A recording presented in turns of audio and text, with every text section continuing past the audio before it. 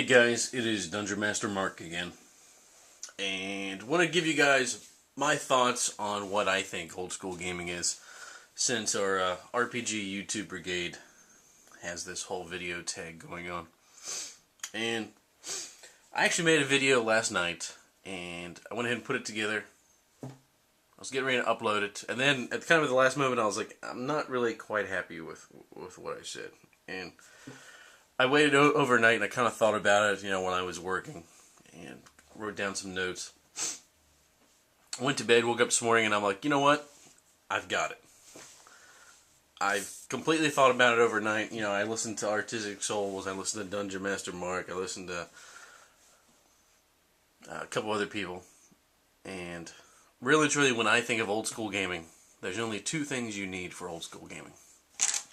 You need a set of dice and a character sheet.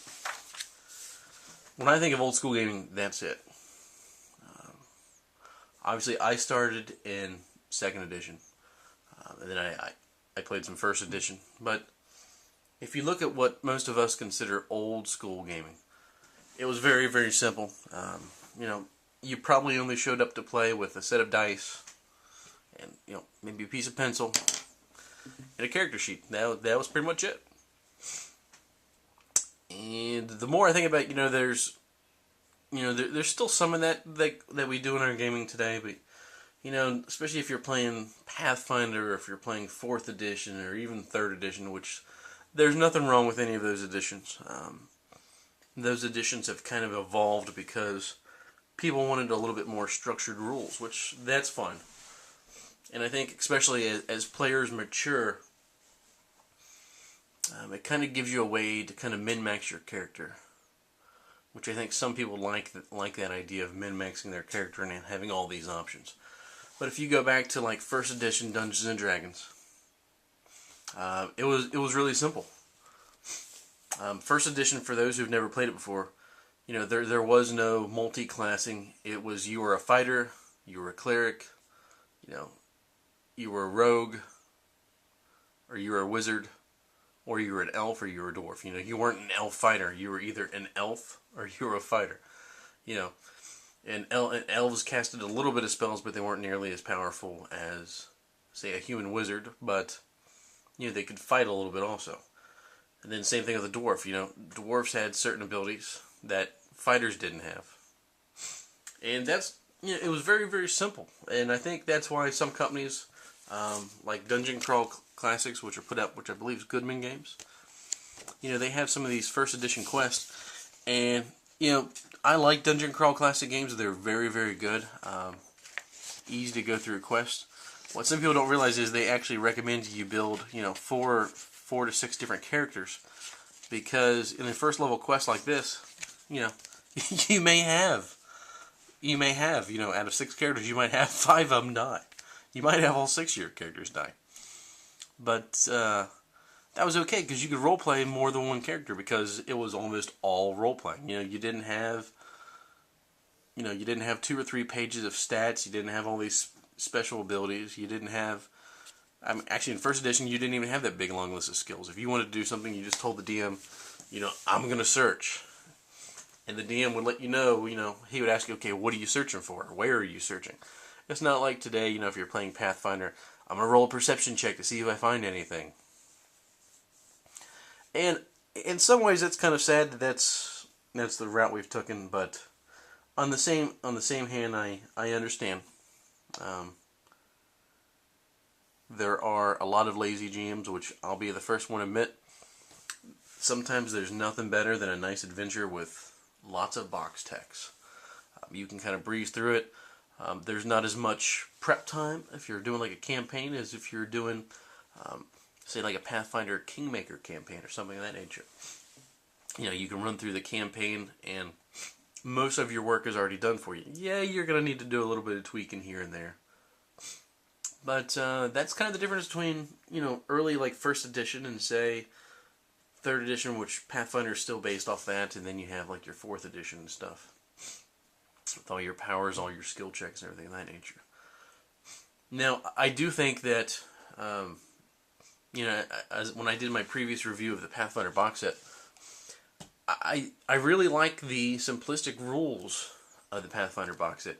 It takes, a lot of stuff out, like attack of opportunities and stuff that new players maybe really don't understand. And it kind of simplifies a lot of stuff like that.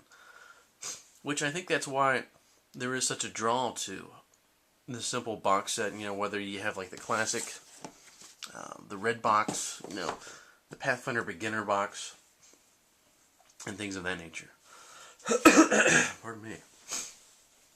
But, that being said, first edition, old school gaming, whatever you want to call it, it was all about really, really simple. It was all about just having fun. And, I'll be the first one to admit, I love using terrain pieces and stuff like that. But, I remember when it was, 4 to 6 of us sitting around a table. We had a character sheet, we had a set of dice, a pencil, and then maybe some chips or something. That was it. We didn't have gaming terrain. We didn't even have battle maps or anything. Then we had just a piece of scrap paper. We'd draw a map on, and we'd just imagine it all in our head. There was times when some of us had miniatures. We weren't really using the miniatures for combat. If we were, we may have had a miniature, then Starburst or something for the enemies. We didn't have a large collection. It was all in the description, which maybe some of that comes from old age. We're all getting older. We all want to have the miniatures. We all want to have the terrain and stuff like that. But when I think old school, I think very, very quick. I think very, very simple. But most importantly, it was more about role-playing and not rolling a dice. Like I said, the biggest thing for me that I remember, and man, that really makes me sound old, but, the biggest thing was, it was more about the interaction between you and the GM. And I know a couple of the videos I listened to, like Dungeon Master Johnny's saying was how there was a different feel between interaction between the players and the DMs, which I don't necessarily think the old school was more friendly between the two. I think that there's always going to be that little bit of a static vibe between players and a DM because they're wanting to do something and they're always going to feel like maybe you're holding them back. But I think part of that difference between the feel between the two was there was less rules with that first edition, or even really second edition. There was less rules, so the players kind of had an idea of what they were doing, and they told you what they were doing, and then when they tried to do it, there was more about how they described it to you, and then how you described it back. Whereas now, whether we're using 4th edition or like 3.5, the easiest way I can explain it would be for like the perception check, or like the intimidation check. In the earlier editions, it was very much about what the character described to you. And I think that's important because a lot of GMs now, they kind of get away from that. All they want to do is they want to read the box text, and they always want to go with that. And part of being a GM, you have to be very, very flexible. I've heard a million people say it. I've heard a million players complain about it. But really and truly, when you're a GM, the box text, if you're playing a pre-run adventure, that's just a guide. It's your job to change that whenever you need to suit your players. It's not us as a GM against the players. We're here to promote them having a good time. If you as a GM aren't having a good time, that's horrible to begin with. But if your players aren't having a good time, if they're not feeling like at the end of the game that that they did something heroic, that they had a good time, that they accomplished A, B, and C, then really and truly you've kind of failed as a GM. And I think that a lot of times now, when we're playing these box text games or we're using our a lot more advanced system, it's kind of turned into a more of a dice rolling game more than role playing. But that's where we as a GM, we have to kind of push the characters in that direction sometimes. When I GM, if someone says, I'm rolling a perception check, I always kind of push them to go, well, what are you looking for? Where are you searching? Is there something particular you're trying to do? And yeah, that's my response. That is my idea. I've long said that if we could go back to a more simplistic version of D&D, I think it would be absolutely awesome. One of my favorite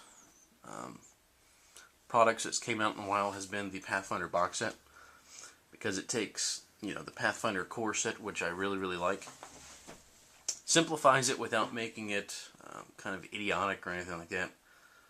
And like I say, there's not a whole lot of fluff. I mean, you have a nice map, you have your paper minis.